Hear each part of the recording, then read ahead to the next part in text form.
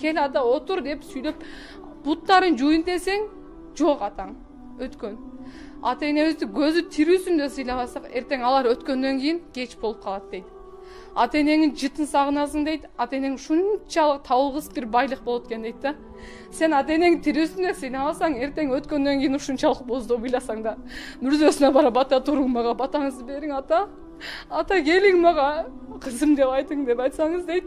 Шунчалык кыйын нерсе дейт, ал нерсе кайталанбайт дейт да. Кызым деп айткан сөзүнө зар болот экен. Чындыгында мен муну башыман өткөрдүм. Ошон үчүн сиздер бейишке киремен Аллахтын ыраазысын табам десеңиздер, алгач рет айтамакмын. Эки болгон бейишиңизди эч качан жаппаңыз эшиктерин. Ата энеңизден кечирим сураңыз, алардын ыраазылыгын тапканга аракет кылыңыз. Алардан бир катачылык кетирген болсоңуз, алардан кечирим сураңыз дейт. Пайгамбарыбыз убагында айтаттыр, бир Умайя деген бир карыя болгон дейт. Анын уулу Килап деген болгон дейт. Килап айтат дейт: "Атаке, мен сени ушунча карадым, намазым окудум, зекетимди бердим, ушунча иштерди аткардым" дейт. "Менин бир гана жумушум калды, мен жихадка чыга элекмин" дейт. "Ошол нерсеге рухсат бериңиз атаке" дейт. "Мен ошол ишти аткарайын" дегенде атасы рухсат берет. Ал жихадка кетет. Ал убакта Умар падыша болуп турган болот. Кеткенден аз эле убакыт өткөндөн айтат дейт. Атасы Умарга ыйлап барат дейт: "Мен уулумду сагындым, кайтарып бер, мен уулуму кайтып келсин жихадтен" деп айтканда, Умар жөнөтөт дейт. "Тезинен алып келсин, Килап келсин бул жака" деп айтканда айтат дейт: "Сен ата энеңе ушунчалык ыйлап боздогончолук атаңа кандай кызмат кыласың" дейт.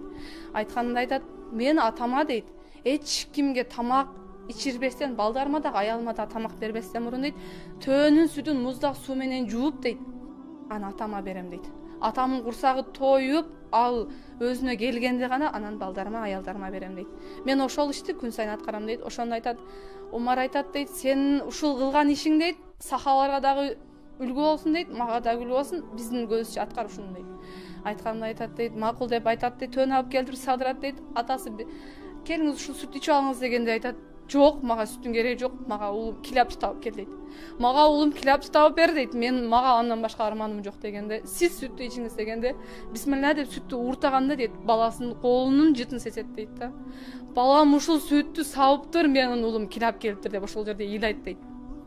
Ыйлаган айтат дейт: "Чакыргыла" дейт. Киргенде экөө ушунчалык "ата мен келдим, ыйлабаңыз" дейт. Ошентип айтканда сахабалардын баары ыйлайт дейт, падыша дагы ыйлайт: "Сенин жихратың" дейт, "ушул атаңдын таманынын астында" дейт. Атаңы сыйла, өмүр бою сыйла, сенин ушул жихратың" дейт да. Ошондой үлгү биз дагы ошол сыяктуу болойлу, ата энебизди сыйлайлы.